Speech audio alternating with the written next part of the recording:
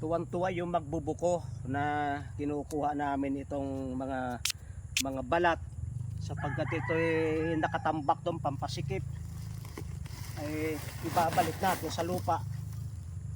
At tamang-tama na ito ay medyo luma na, atin dadagdagan ng takip itong sili.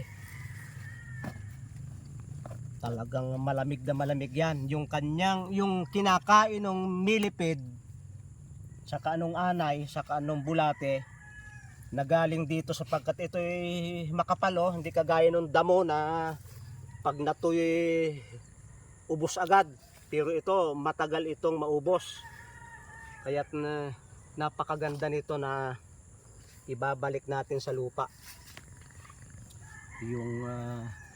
yung sustansya galing sa buko. Ito yung mga minerals na sinipsip ng ugat ng niyog sa malalim.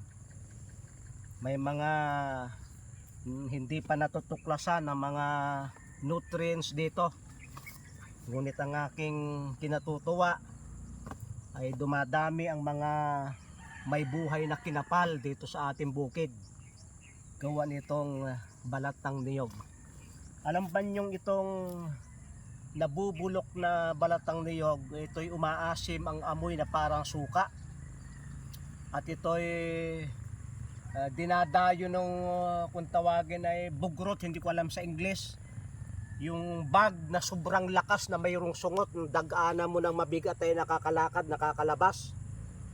At yun ay naninira ng mga nyog. Yun ay kung gusto mong mahuli, magtatambak ka ng ganito at babantayan mo sa gabi, sapagkat yun ay sinisip-sip nung bag na yon. At mahuhuli mo, makukontrol yung ng niyog, yung naninira sa niyog.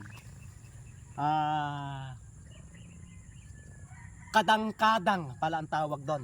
Yan.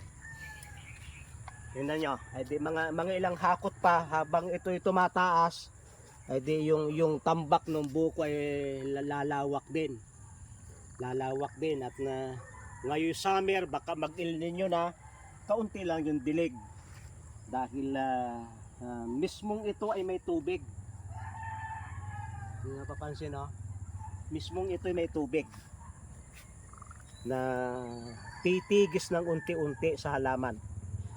Kaya yun ang advantage na manghihingi kayo ng ganito. At sa mga susunod na video, yung iba pang imumulch natin para basa-basa yung halaman sa panahon ng El Nino. Maraming salamat sa inyong pagsubaybay sa Natural Wellness si Pastor Vito.